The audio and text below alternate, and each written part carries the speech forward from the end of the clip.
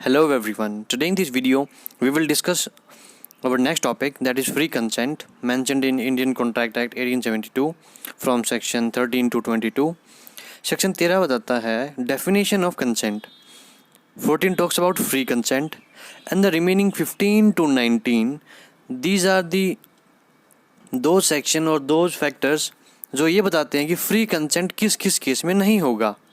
ठीक है, अब इसको एक एक करके डिस्कस करते हैं. 13 टॉक्स अबाउट द कंसेंट, जिसका मतलब ये है कि जो कंसेंट है उसका मतलब है agreeing upon same thing in the same sense and at the same time.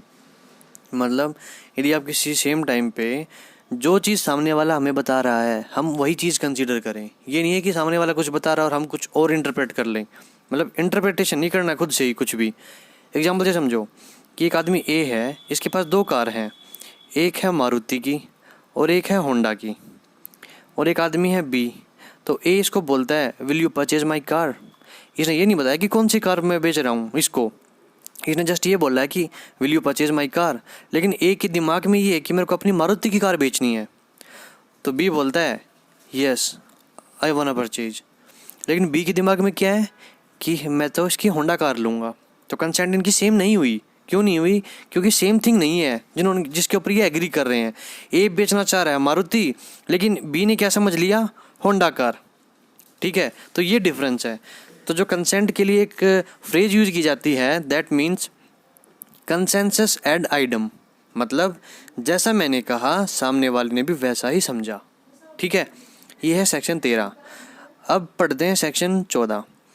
Section 14 talks about the free consent कि consent is said to be free when it is not caused by these 5 things.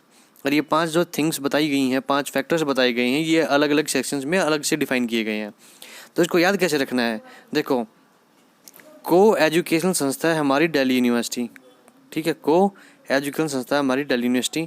D you का कर दो U D, उल्टे कर दो D you U D.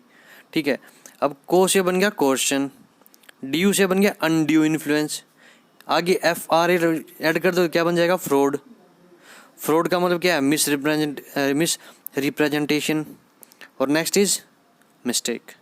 तो ये है 15, ये है 16, फ्रॉड 17, मिस रिप्रेजेंटेशन हो गया 18 और मिस्टेक हो गया 19.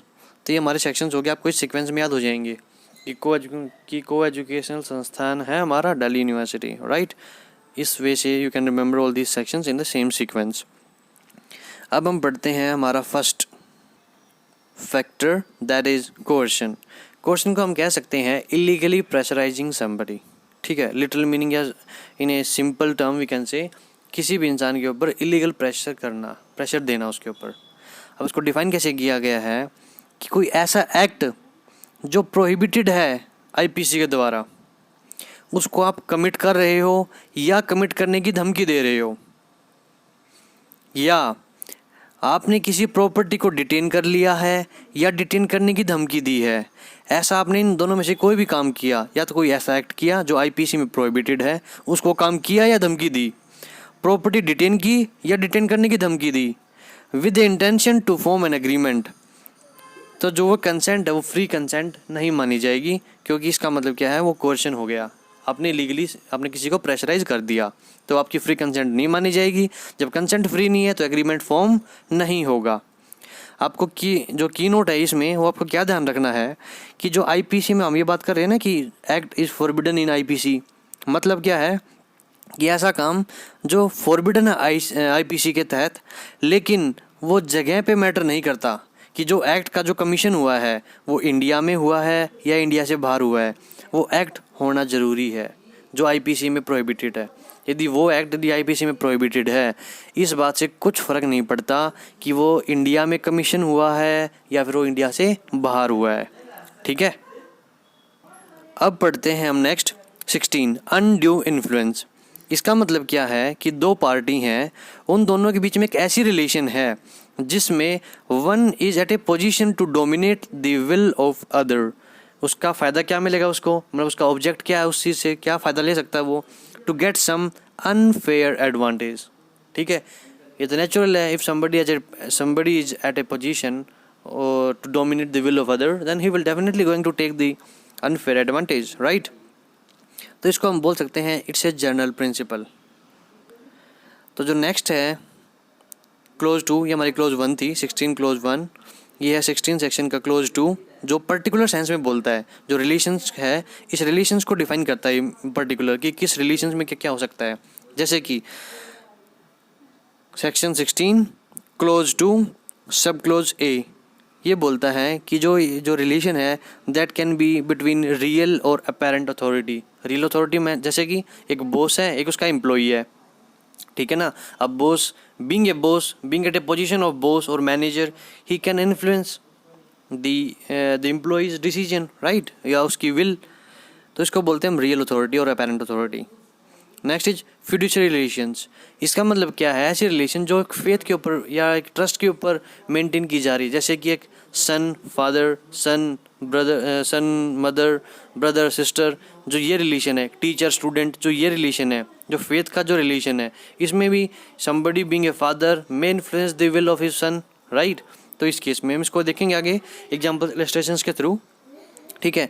Next is B, clause B, not clause, sub clause B. तो इसमें क्या है कि जो मेंटल कैपेसिटी है किसी इंसान की, वो टेम्परेरी या फिर परमानेंट रूप से अफेक्टेड है due to these factor, due to some age factor, some illness, some mental health, और you can say some bodily distress.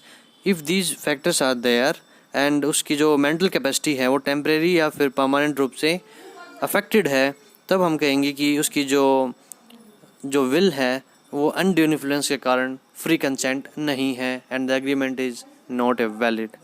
Next, दो आदमी के बीच में एक ऐसी रिलेशन है जिसमें एक आदमी at a position to dominate, उस पोजीशन के कारण उसने एग्रीमेंट तो करवा लिया, लेकिन जो एग्रीमेंट है दैट इज़ अनकंसीनेबल। मतलब क्या है अनकंसीनेबल का मतलब टोटली अनफेयर, मतलब जो एग्रीमेंट है वो खुद ही बता रहा है कि भाई इसके अंदर एक अनड्यू इन्फ्लुएंस ऑलरेडी मेंशन था। जैसे कि इसका देखो पहले, एक फादर, उसका बेटा जो भी माइनर है, बीइंग द फादर, उसने एक बॉन्ड साइन करवा लिया कि जब तू बड़ा हो जाएगा ना then I can claim that much money from you. तो इस लड़के ने साइन कर दिया कि भाई फादर ने बोला है, बीइंग द फादर उसने इसकी विल को इन्फ्लुएंस कर दिया, ठीक है। तो इसको बोलते हैं हम undue influence. Next is medical attendant ने पेशेंट से अपनी ट्रीटमेंट, जो भी एक ट्रीटमेंट होता है मेडिकल पेशेंट का, उस ट्रीटमेंट के लिए एक एक्स्ट्रा मतलब एक ज़्यादा अमाउंट मांग लिया। तो ये भी एक अनड्यू इन्फ्लुएंस है कि भाई उसको करवाना पड़ेगा ना, भाई इसको तो ट्रीटमेंट लेना ही पड़ेगा, अभी कितना ही चार्ज कर ले इसको तो देना पड़ेगा, नहीं देगा तो मर जाएगा फिर ये, ठीक है ना। Next is money lender, debtor, इसने इससे लोन लिया, कर्जा लिया। अब ये कर्जा लेगा तो ये इसको कितना ही ज़्यादा इंटरेस्ट मांग सकता है कि भाई इतना % इंटरेस्ट जो बाकी है I will charge you more. In the same can be the case with bank. एक बैंकर कस्टमर को जो लोन है, लोन मतलब पैसे की शॉर्टेज है, और जो लोन है, लोन की जो वैल्यूज़ हैं वो बहुत ज़्यादा एक्सपेंसिव हैं, interest are very high. Okay, so ये सारे जो एग्जांपल्स हैं अनकंसीनेबल के एग्जांपल हैं, ठीक है, जो भी हमने पढ़ा था टोटली अनफेयर। अनकंसीनेबल में क्या होगा, वो पोजीशन, जो उस पोजीशन के कारण हमें ये साफ साफ दिख रहा है जो भी एग्रीमेंट हुआ है वो टोटली अनफेयर था, ठीक है। तो अभी नेक्स्ट देखते हैं हमारा section 17 that is related to fraud. तो इसमें फ्रॉड का मतलब क्या है, ऐसा कोई चीज़ जो किसी इंसान को, ऐसा कोई एक्ट जो किसी दूसरे पार्टी को या इंसान को डिसीव करने के लिए किया गया है। मतलब the following act committed by a party to a contract with his convenience, sorry not its connivance,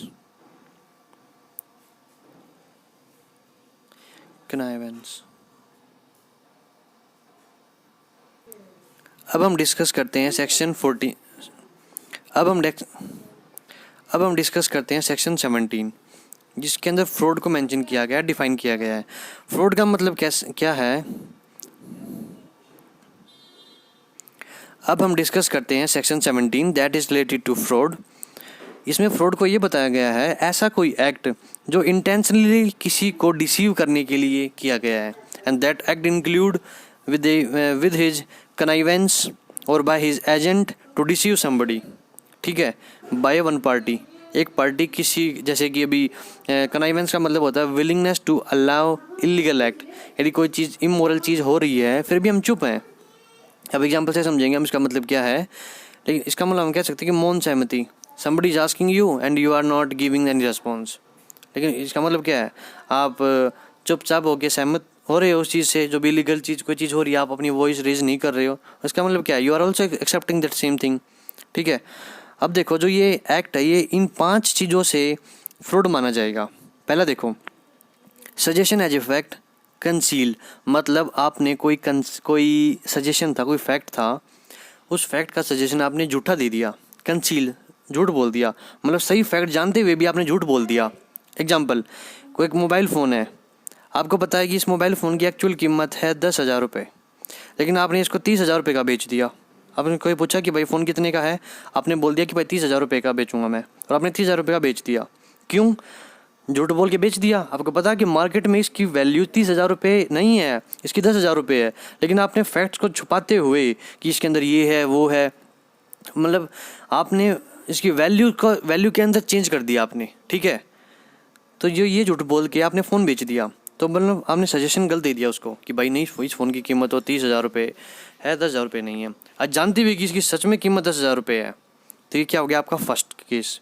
next, active concealment of fact, इसका मतलब क्या है कि आपका फ़ोन ख़राब था, सामने वाले ने पूछा क्या ये फ़ोन का कैमरा सही वर्किंग में है, you said you didn't said anything, you just keep मम, आप चुप रहे। इसका मतलब क्या है, इसका मतलब आपकी एक बिना बोले आपकी सहमति है उस चीज़ के अंदर। तो इसका मतलब क्या है कि आपने ये अज्यूम कर लिया है, आपने ये मान लिया कि हाँ कैमरा ठीक है, आपने कुछ नहीं बोला ना कि कैमरा इसका सही है गलत है, आपने कुछ नहीं बोला कि इसका सही वर्किंग में कंडीशन में है या नहीं है, आप बिल्कुल चुप थे।